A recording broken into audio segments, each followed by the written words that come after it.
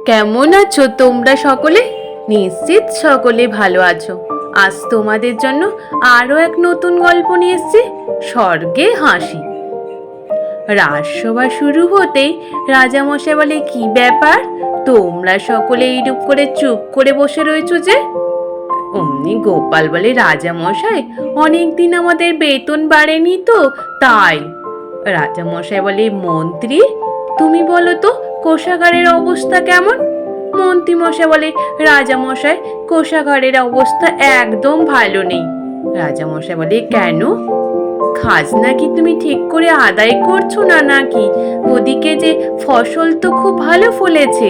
বলে, রাজামশাই খাজনাগুলো আসলে সকলে ঠিকঠাক করে দিচ্ছে না তাই। গোপাল শুনে বলে, রাজামশাই খাজনা গ্রামবাসীরা ঠিকঠাক করে দিচ্ছে না, না মন্ত্রী মশাই খাজনা কোষাগারে ফেলছে না, এটা আগে দেখুন।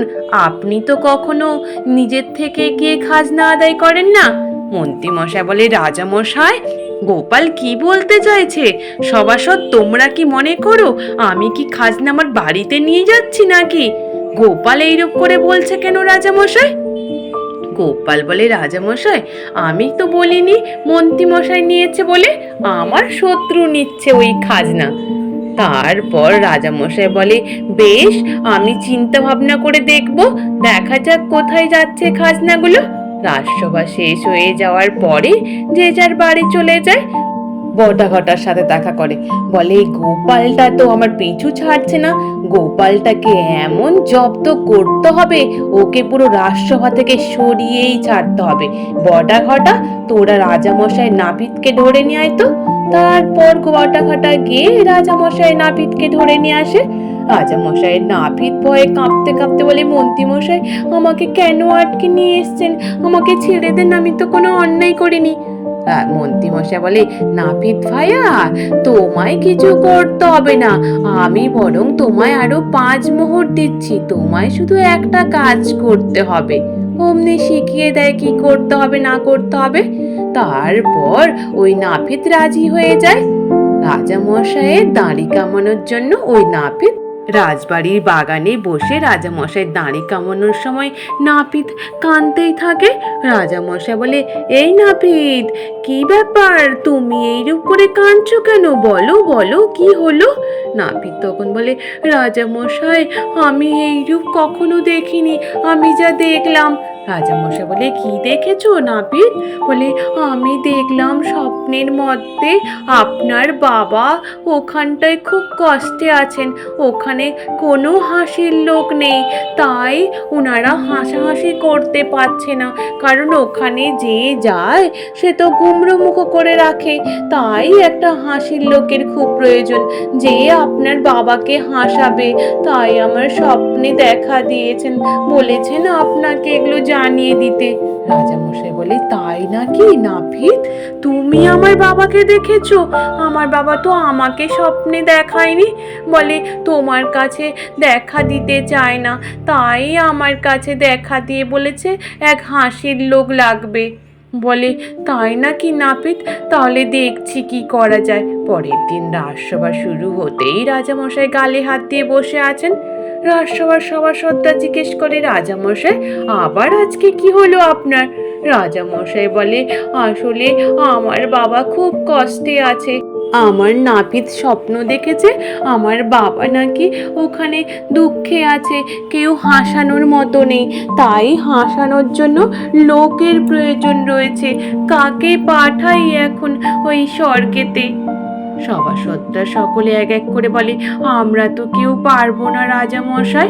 ওদিকে মন্ত্রী মশাই বলে, রাজামশাই এ নিয়ে আপনি চিন্তা করছেন কেন? গোপাল আছে তো, গোপাল যে আমাদের সকলকে হাসায়, ও নইলে আপনার বাবাকে কি হাসাবে? রাজামশাই বলে, গোপালকে হাসাতে গেলে তো গোপাল এখন তো গোপালের মৃত্যু দরকার, তাহলে গোপাল কি করে যাবে ওখানে? বলে, গোপাল তুমি কি পারবে? গোপাল বলে, রাজামশাই আমাকে একটু চিন্তা করতে দেন, নইলে এখন আমি হঠাৎ করে তো বলতে পারবো না, কারণ স্বর্গে যাওয়ার বলে কথা, আমাকে তো আগে মরতে হবে, তারপর আমি স্বর্গে গিয়ে আপনার বাবাকে হাসাবো, তাই না? আমাকে কটা দিন সময় দেন, তারপর বলছি। 5 দিন চলে যায়। ওদিকে রাজামশাই রানীমাকে গিয়ে সবটাই খুলে বলে। রানীমা তখন বারণ করতেই থাকে, এ আপনি কি করছেন? গোপালের মৃত্যু চেয়েছেন, তারপর ও যাবে আপনার বাবাকে হাসাতে? এটা কখনো হয়? এটা আপনি ঠিক করলেন না, আমি কিন্তু কিছুতেই রাজি হচ্ছি না। রাজামশাই বলে, গিন্নি তুমি যাই বলো না কেন, আমি যেটা বলে দিলুম সেটাই শেষ কথা। তারপর 5 দিন চলে যায়। ওদিকে গোপাল বাড়ির সামনে একটা গর্ত বড় কাটতে থাকে। গোপালের গিন্নি বলে, এ কি গো, এ কি কাটছো তুমি? এইরূপ করে মাটি কাটছো কেন? অমনি গোপাল বলে, তুমি জানো গিন্নি, আমার কবর কাটছি, এখানেই আমি কবর আমাকে দিয়ে দেবে তোমরা। গোপালের গিন্নি বলে, তোমার কবর? তুমি তাড়াতাড়ি করে মরবে? তুমিও তো তাড়াতাড়ি করে মরবে না, তুমি আমায় হাড় মাংস গিলে খাবে, আরো 100 বছর বাঁচবে, আমাকে জ্বালিয়ে পুড়িয়ে তারপর তুমি যাবে। গোপাল কোনো উত্তর না দিয়ে সমানেই মাটি কাটতে থাকে। গোপালের গিন্নি পুনরায় জিজ্ঞেস করে, কি গো, তোমাকে যে বললাম কেন কাটছো, তুমি কিছু বললে না তো? গোপাল বলে, গিন্নি আমি সত্যি কথা বলছি।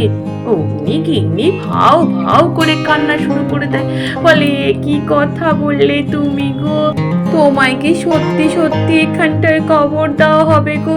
তুমি কেন এইরূপ বলছো? অমনি জোরে জোরে চিল্লে কান থাকে। গোপাল বলে, এবার কানের তুলোটা দিয়ে কাজ করতে থাকে। পরের দিন রাজসভায় যেতে রাজামশাই বলে, গোপাল 5-5টা দিন চলে গেল, তাহলে মারা যাবে তো? তুমি স্বর্গে গিয়ে আমার বাবাকে হাসাবে তো? গোপাল বলে, হে রাজামশাই, তার আমি পথ পরিষ্কার করে এসেছি, আমি আমার বাড়ির সামনে একটা কবরস্থান খুলে এসেছি, ওখানে গিয়ে আপনারা আমায় কবর দিয়ে দেবেন।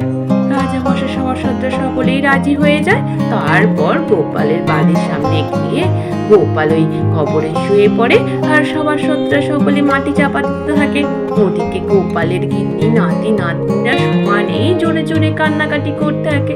তারপর কিছুদিন চলে যায়, বলতে বলতে 2 মাস কেটে যায়। 2 মাসের পরে ওদিকে মন্ত্রী মশাই মনের সুখে বটাঘটাকে মোহরও দেয়। বটাঘটা বলে, দেখলি এই সামান্য মোহর আমরা এত বড় কাজ করে দিলাম। মন্ত্রী মশাই তো খুশি খুশি মনে থাকে। ওদিকে রাজকোষও লুকে লুকে লুট করতে থাকে। তারপর 2 মাসের পরে সভা শুরু হতেই রাজামশাই বলে, মন্ত্রী তুমি কি জানো, আমার বাবার খবর পেলে? বা নাপিত কি তোমায় কিছু বলেছে, কেমন আছে বাবা, হাসি খুশিতে আছে কিনা?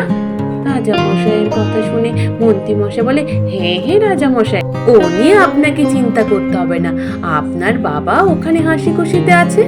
রাজামশাই বলে, কিন্তু আমি যে খুব কষ্টে আছি গোপালের জন্য, আজ 2 মাস হয়ে গেল গোপাল নেই, একদমই ভালো লাগছে না, কি করে যে রাজসভাতে থাকি মোটেও ভালো লাগছে না।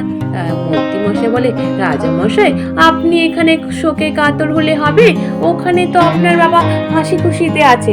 রাজামশাই বলে, আচ্ছা মন্ত্রী, ওই নাপিতকে ডেকে নিয়ে আসো তো, নাপিতকে জিজ্ঞেস করি আমার বাবা কেমন আছে।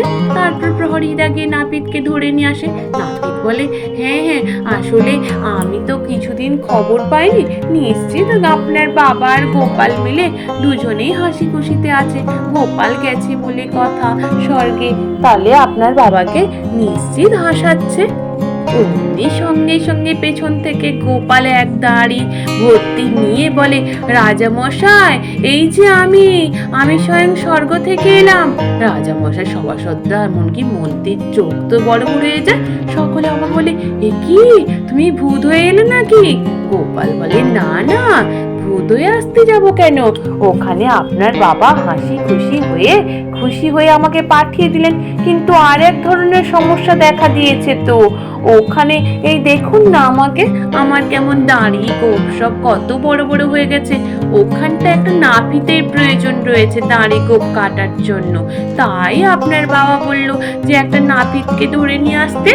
সঙ্গে সঙ্গে ওই নাপিত ভয়ে ঠকঠক করে কাঁপতে কাঁপতে বলে, না না, আমি কিছুতেই স্বর্গে যাব না, আমি যেতে চাই না। আর আমি কোনো সত্যি সত্যি স্বপ্ন দেখিনি রাজামশাই, আমায় ক্ষমা করে দেন। এই মন্ত্রী মশাই আমাকে শিখিয়ে দিয়েছিল যে এই মিথ্যে কথাগুলো বলার জন্য। আপনার বাবা কোনো আমায় স্বপ্ন দেখায়নি, শুধু গোপালকে রাজ সিংহাসন থেকে তাড়ানোর জন্য আর কোষাগার লুট করার জন্যই আমাকে এই রূপ করেই মন্ত্রী মশাই শিখিয়েছিল। রাজা মশাই বলে, বেটা মন্ত্রী? অমনি মন্ত্রী মশাই জামার কলার ধরে টেনে রাখে। মন্ত্রী মশাই চিৎকার করতে থাকে, রাজা মশাই আমায় ক্ষমা করে দেন, আমায় ভুল হয়ে গেছে, আর কখনো এইরূপ করবো না।